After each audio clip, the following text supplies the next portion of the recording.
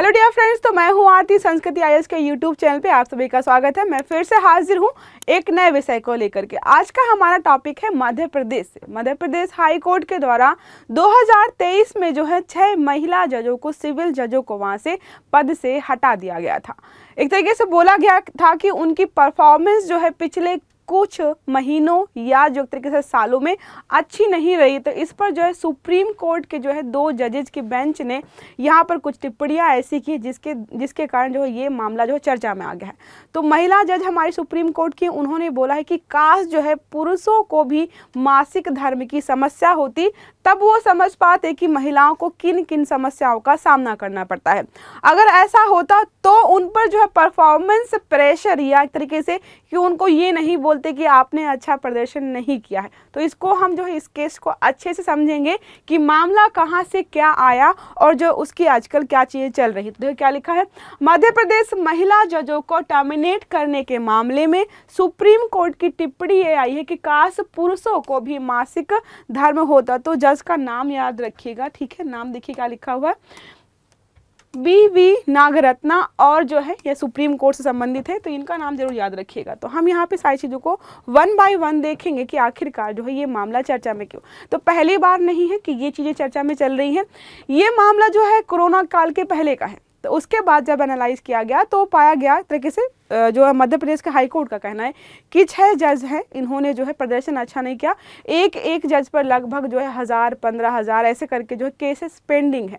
उसमें 4 को जो है उन्होंने वापस बुला लिया, 2 को रहने दिया, 2 को जो है वापस बहाली से मना कर दिया। उसमें एक जो है जज वो सुप्रीम कोर्ट गए, उन्होंने याचिका दायर की कि एक तरीके से गलत चीज़ें हो रही हैं, क्योंकि पिछले कुछ दिनों में जो है उन जो जज हैं जिनको निकाला गया पद से उनके परिवार में कुछ समस्याएं चल रही थी, साथ में जो है उनका मिसकैरेज भी हुआ था। तो इन सब चीज़ों के बाद जो है सुप्रीम कोर्ट के जो जज है उन्होंने बोला कि एक महिला ही एक महिला की समस्या को समझ सकती है।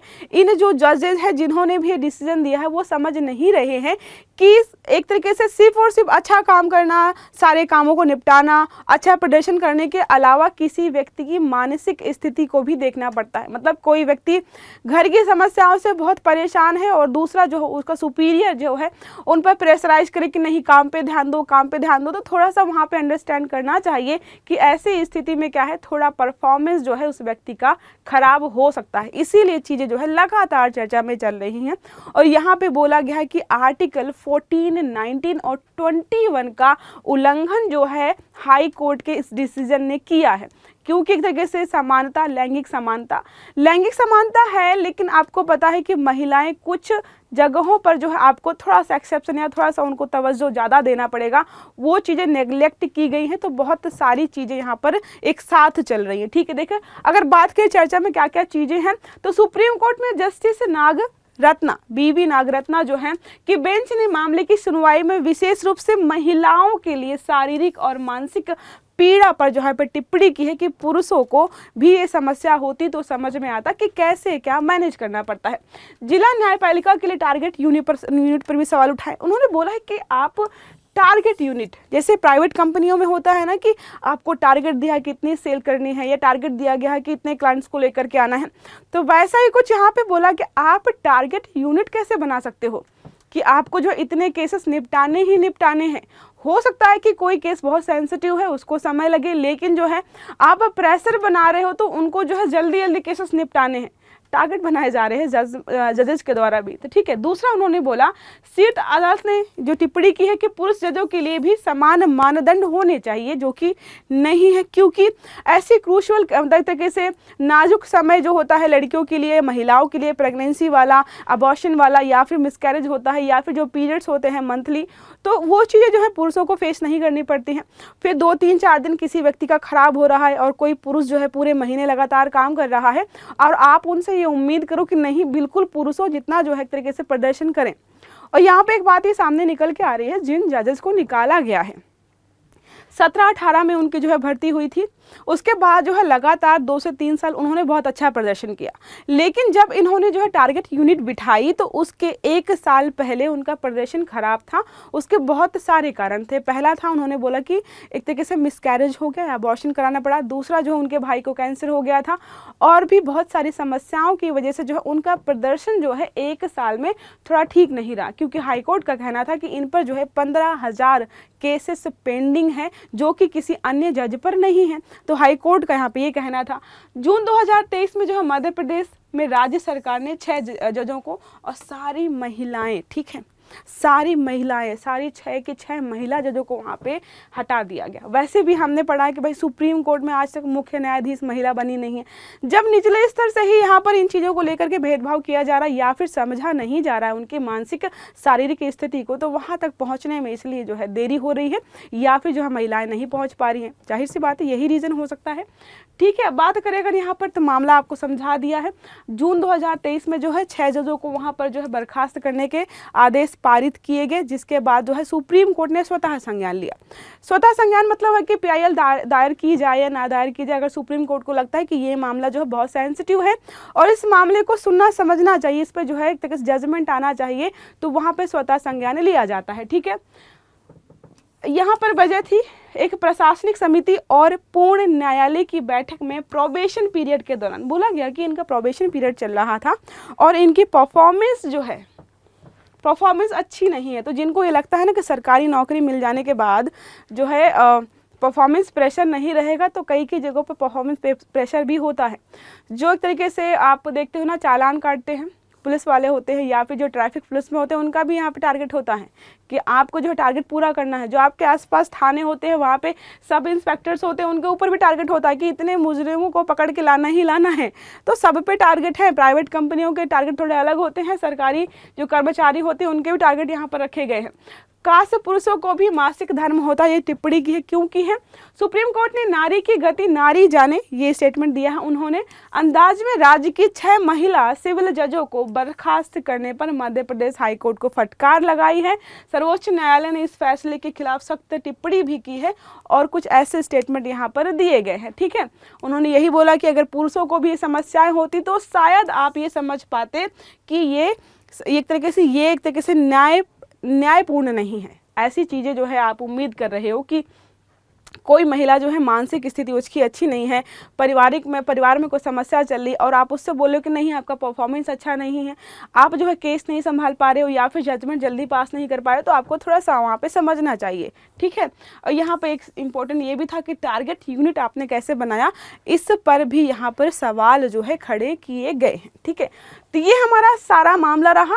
और मामले में जो है अगर पूछ सकता है, आपसे प्रश्न पूछेगा कि हाल ही में जो है मध्य प्रदेश में 6 जजों को यहाँ पे बर्खास्त किया गया था, महिला जजों को, तो वहाँ पे किन संवैधानिक उपबंधों का या फिर अनुच्छेदों का उल्लंघन किया गया था? तो याद रखिएगा 14, 19 और 21, ये डिग्निटी वाला हो गया, ये वाक अभिव्यक्ति वाला हो गया, और जो है ये समानता वाला हो गया। तो 3 आर्टिकल्स का यहाँ पे उल्लंघन किया गया था।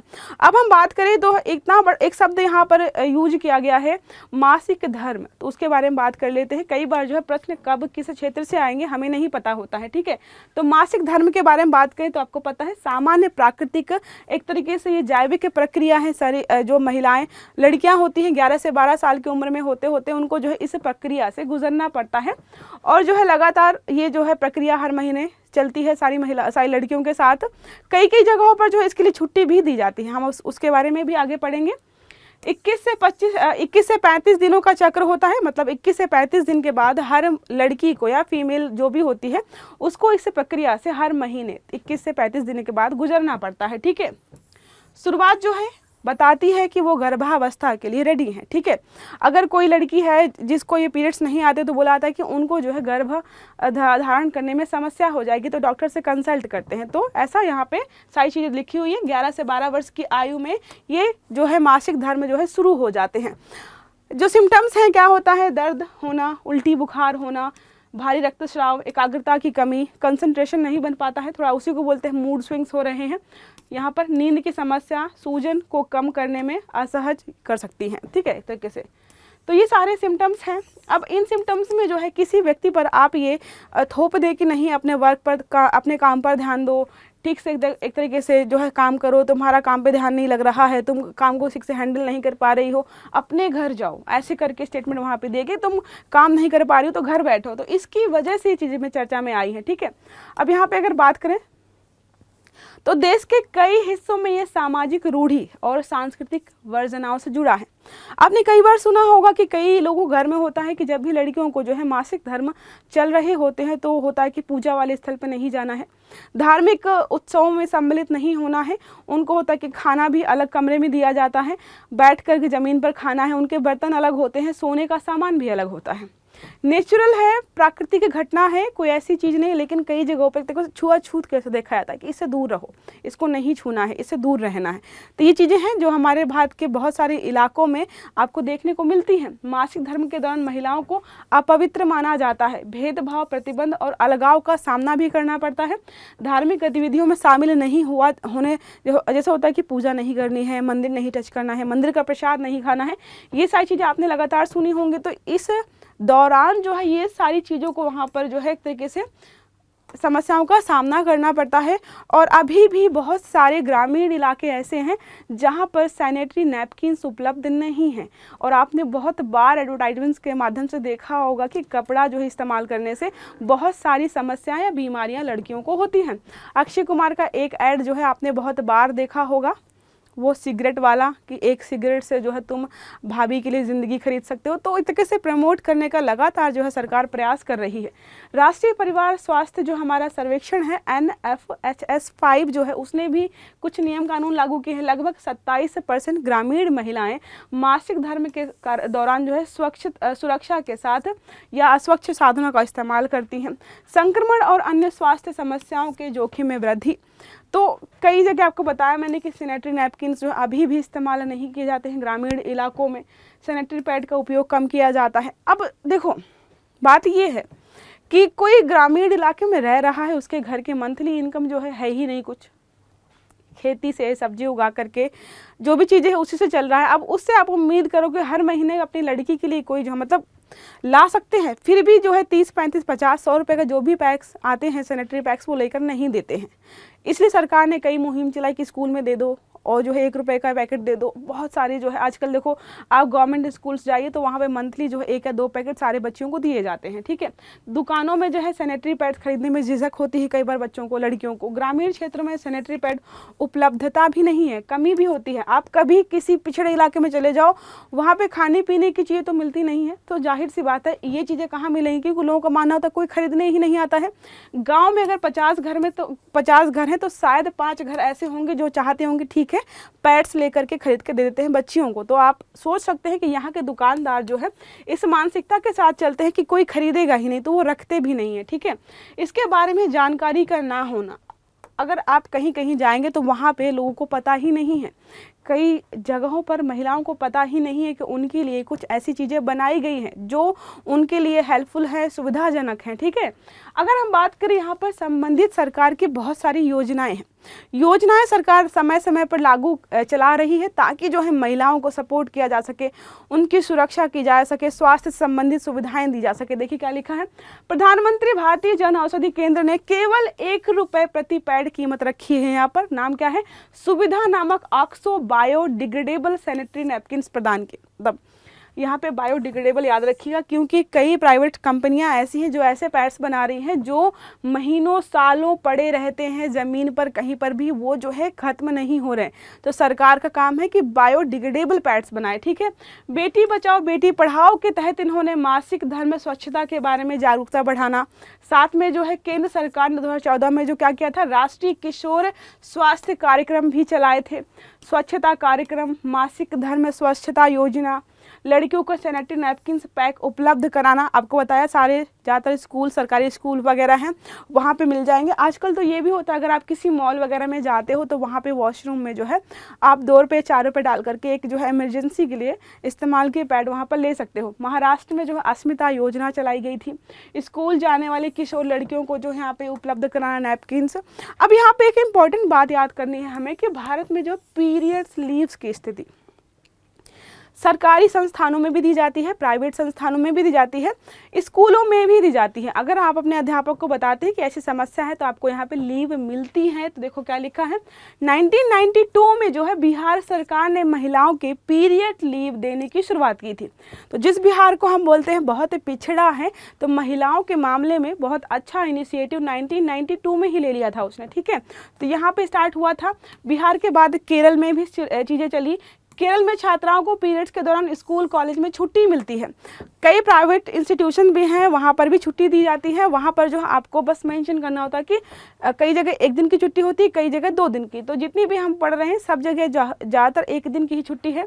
अगर हम बात करें विदेश में तो स्पेन हो गया, जापान, इंडोनेशिया, फिलीपींस, ताइवान हो गया, साउथ कोरिया हो गया, इन सब देशों में जो है पीरियड्स के लिए जो है छुट्टी दी जाती है, ताकि जो है एक तरीके से 1 या 2 दिन, जितने दिन लड़कियां आराम करना चाहती हैं, महिलाएं आराम करना चाहती हैं वो करें, उसके बाद जो है वो आकर के अपने काम को, अपने पढ़ाई को कंटिन्यू कर सकती हैं।